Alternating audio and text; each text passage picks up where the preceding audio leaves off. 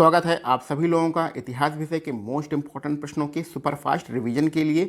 तो चलिए बिना कोई टाइम वेस्ट किए हम लोग आज का अपना पहला प्रश्न स्टार्ट करते हैं। हमारा पहला प्रश्न है, मैकाले की अनुशंसा पर यानी मैकाले के कहने पर अंग्रेजी को शिक्षा का माध्यम कब बनाया गया और किसके शासनकाल में बनाया गया। तो ये डेट याद रखिएगा, 1835 में मैकाले के कहने पर अंग्रेजी को शिक्षा का माध्यम बनाया गया। और उस समय गवर्नर जनरल कौन था? तो लॉर्ड विलियम बेटिक। लॉर्ड विलियम बेटिक ने 1835 में अंग्रेजी को शिक्षा का माध्यम बनाया और किसके कहने पर बनाया? मैकाले के कहने पर बनाया था। और वर्तमान समय में भी आपका यही मैकाले की शिक्षा पद्धति ही चल रही है। आगे बढ़ते हैं।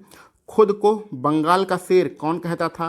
तो उस समय के जो गवर्नर थे, बंगाल के गवर्नर लॉर्ड बेलेजली। तो लॉर्ड बेलेजली खुद को बंगाल का शेर कहता था। आगे बढ़ते हैं। साइमन कमीशन भारत कब आया था? तो साइमन कमीशन भारत आया था 1928 में। 1928 में साइमन कमीशन भारत आया और किसके शासनकाल में आया, यानी कि उस समय वायसराय कौन था? तो लॉर्ड इरविन उस समय के वायसराय थे। तो लॉर्ड इरविन 1928 साइमन कमीशन, इस डेट को, और किस उस समय वायसराय या गवर्नर जनरल कौन थे, इन सारी चीज़ों को आप याद में रखिएगा। ये सारे मोस्ट इंपॉर्टेंट प्रश्न हैं जो बार बार आपकी परीक्षाओं में पूछे जाते हैं और इन्हीं में से कोई ना कोई प्रश्न आपको आपकी परीक्षा में ज़रूर मिलेगा। चलिए आगे बढ़ते हैं। स्थानीय स्वशासन की शुरुआत कब की गई? तो स्थानीय स्वशासन की शुरुआत 1882 में की गई और किसने किया था? लॉर्ड रिपन ने। तो लॉर्ड रिपन ने 1882 में स्थानीय स्वशासन की शुरुआत की, इसीलिए स्थानीय स्वशासन का जनक लॉर्ड रिपन को कहा जाता है। असहयोग आंदोलन कब स्टार्ट हुआ? तो असहयोग आंदोलन आपको पता है महात्मा गांधी ने 1920 में स्टार्ट किया था और उस समय वायसराय कौन थे? तो Lord Chelmsford. Lord Chelmsford viceroy थे 1920 में। इन्हीं के ही शासनकाल में असहयोग आंदोलन महात्मा गांधी ने स्टार्ट किया था। मुस्लिम लीग की स्थापना कब हुई? तो मुस्लिम लीग की स्थापना हम सबको पता है 1906 में हुआ था। और कहाँ पर हुआ था? ढाका में हुआ था। उस समय के वायसराय कौन हैं? तो लॉर्ड मिंटो सेकंड। तो लॉर्ड मिंटो द्वितीय 1906 में वायसराय हैं और इन्हीं के शासनकाल में मुस्लिम लीग की स्थापना की गई थी। आगे बढ़ते हैं। द्वितीय विश्व युद्ध कब हुआ था? तो 1929 में हुआ था। तो द्वितीय विश्व युद्ध 1929 में स्टार्ट हुआ था। उस समय वायसराय कौन थे भारत के? तो Lord Linlithgow. Lord Linlithgow Bharat में द्वितीय विश्व युद्ध के समय वायसराय थे। ये डेट और वायसराय या गवर्नर जनरल उस समय के कौन हैं, ये आपको याद रहना है चाहिए, और क्योंकि ये बहुत ही ज़्यादा इंपॉर्टेंट प्रश्न हैं।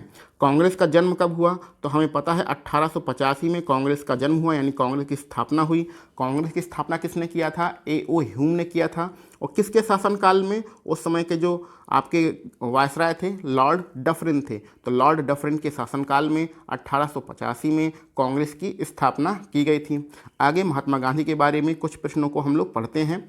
महात्मा गांधी की माता पिता और पत्नी का क्या नाम है? तो ये सारी चीज़ें तो सबको रटी होनी ही चाहिए कि महात्मा गांधी की माता जी का नाम पुतलीबाई है, महात्मा गांधी के पिताजी का नाम करमचंद गांधी है और महात्मा गांधी की पत्नी का क्या नाम है? कस्तूरबा गांधी है। तो कस्तूरबा गांधी इनकी पत्नी है, करमचंद गांधी इनके पिताजी हैं और पुतलीबाई इनकी माताजी हैं महात्मा गांधी की। ये सारी चीज़ें आपको रटा होना चाहिए। आगे बढ़ते हैं। अहिंसा दिवस कब मनाया जाता है? तो महात्मा गांधी के जन्मदिन को अहिंसा दिवस के रूप में मनाया जाता है और इनका जन्मदिन कब है? 2 अक्टूबर को है। शहीद दिवस कब मनाया जाता है? तो महात्मा गांधी जिस समय वीरगति को प्राप्त हुए थे, मरणोपरांत मतलब मृत्यु हुई थी इनकी, कब हुई थी? 30 जनवरी को हुई थी, 30 जनवरी 1948 को। तो इसी 30 जनवरी को शहीद दिवस के रूप में हम लोग मनाते हैं।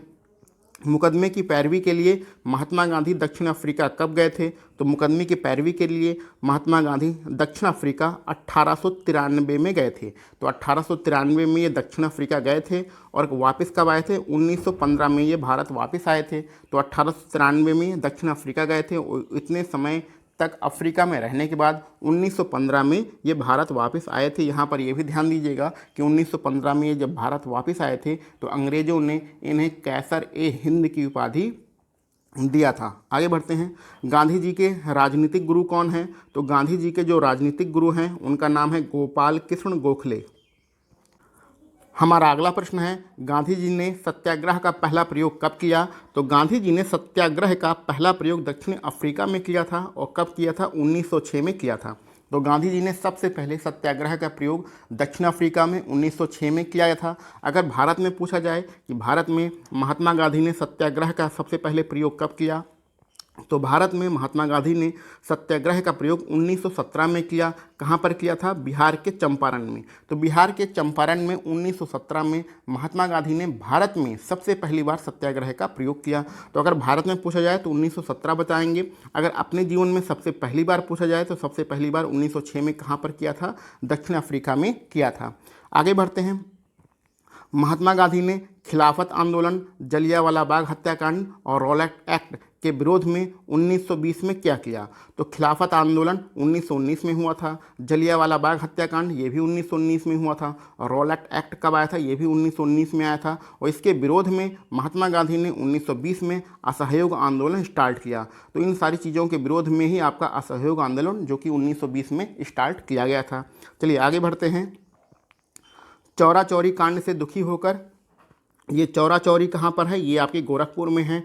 इसके कांड से दुखी होकर महात्मा गांधी ने असहयोग आंदोलन को कब स्थगित किया? तो इस डेट को याद रखिएगा, 11 फरवरी 1922। 11 फरवरी 1922 को महात्मा गांधी ने असहयोग आंदोलन स्थगित कर दिया। और क्यों किया? क्योंकि चौरा चौरी कांड उस समय हो चुका था। और ये कहाँ पर है? ये आपके गोरखपुर में है। यहाँ पर सबसे इम्पोर्टेंट आपको एक चीज़ याद रखना है कि चौरा चौरी कांड के आपके 100 वर्ष पूरे हो चुके हैं। और वर्तमान समय में मोदी सरकार इस चौरा चौरी कांड के 100 वर्ष पूरे होने के उपलक्ष्य में आपका एक उत्सव का आयोजन कर रही है। तो इस चीज़, ये आपके करंट का क्वेश्चन है, इसको भी ध्यान में आप रखिएगा। आगे बढ़ते हैं। कैसर हिंद की उपाधि को महात्मा गांधी ने कब लौटाया था? तो ऊपर आप लोगों ने पढ़ चुके हैं, 3 बहुत बड़ी घटनाएं हुई थी। जलियांवाला बाग हत्याकांड हुआ था और उसके विरोध में कैसर हिंद की उपाधि महात्मा गांधी ने 1920 में लौटाई थी। और कैसर हिंद की उपाधि इन्हें कब दिया गया था? तो 1915 में इन्हें दिया था, अंग्रेजों ने ही दिया था। उसको महात्मा गांधी ने 1920 में लौटा दिया।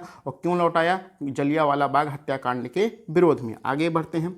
महात्मा गांधी ने कुछ समाचार पत्रों का प्रकाशन किया था, जिसमें से प्रमुख समाचार पत्र हैं यंग इंडिया और नवजीवन। तो इसका प्रकाशन कब हुआ? 1919 में ही हुआ है।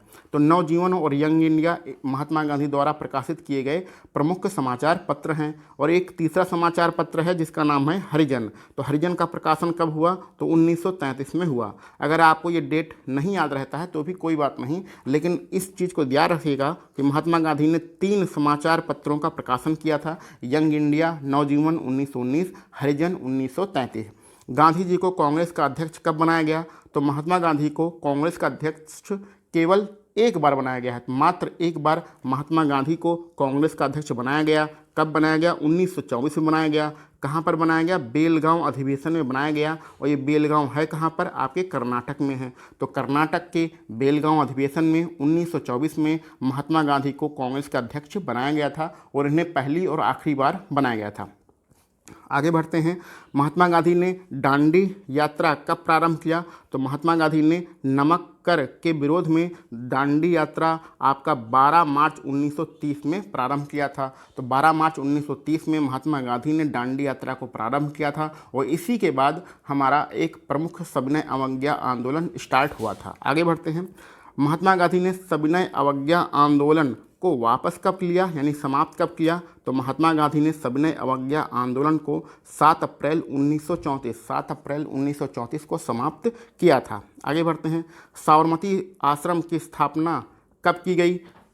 तो महात्मा गांधी जी ने साबरमती आश्रम की स्थापना साबरमती नदी के किनारे अहमदाबाद में किया था। और कब किया था? आपका 1916 में। तो 1916 में अहमदाबाद शहर में साबरमती नदी के किनारे साबरमती आश्रम की स्थापना की गई थी। चलिए आगे बढ़ते हैं।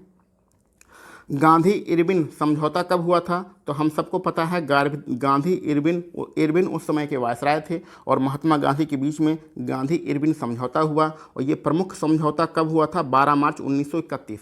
तो 12 मार्च 1931 को गांधी इरविन समझौता हुआ था। और इसी समझौते के बाद महात्मा गांधी गोलमेज सम्मेलन में भाग लेने के लिए इंग्लैंड गए थे। आगे बढ़ते हैं। क्रिप्स प्रस्ताव को गांधी जी ने पोस्ट डेटेड चेक कहा था और कब कहा था? तो याद रखिएगा, ये क्रिप्स प्रस्ताव कब आया था? 1942 में आया था। तो 1942 में क्रिप्स प्रस्ताव आया जिसे महात्मा गांधी ने पोस्ट डेटेड चेक कहा था। आगे बढ़ते हैं।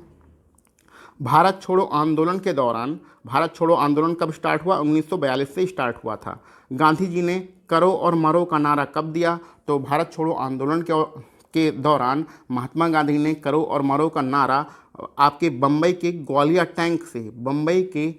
टैंक से 8 अगस्त 1942 को दिया था। तो 8 अगस्त 1942 को करो और मरो का नारा दिया गया। किसने दिया? महात्मा गांधी ने दिया। और किस आंदोलन के दौरान दिया? भारत छोड़ो आंदोलन के दौरान दिया था। द्वितीय गोलमेज सम्मेलन में गांधी ने कांग्रेस का नेतृत्व किया था। तो ये आपका महत्वपूर्ण फैक्ट है, इसको याद रखिएगा कि आपके 3 गोलमेज सम्मेलन हुए हैं, 1930, 31 और 32। तो जो दूसरा वाला गोलमेज सम्मेलन है उसमें गांधी जी ने कांग्रेस का नेतृत्व किया था। और दूसरा वाला गोलमेज सम्मेलन कब हुआ था? आपका 1931 में हुआ था। गांधी जी की हत्या कब की गई? तो गांधी जी की हत्या की गई थी आपका 30 जनवरी 1948। तो डेट याद रखिएगा, 30 जनवरी 1948 में गांधी जी की हत्या की गई। और इसी 30 जनवरी को हम लोग शहीद दिवस के रूप में मनाते हैं। गांधी जी की समाधि स्थल कहाँ पर है और उसको क्या कहते हैं? तो गांधी जी का जो समाधि स्थल है वो आपके दिल्ली में है। और इस समाधि स्थल को हम लोग राजघाट के नाम से जानते हैं। इंपॉर्टेंट प्रश्न है, आप याद रखिएगा। गांधी जी को अर्धनग्न फ़कीर किसने कहा था?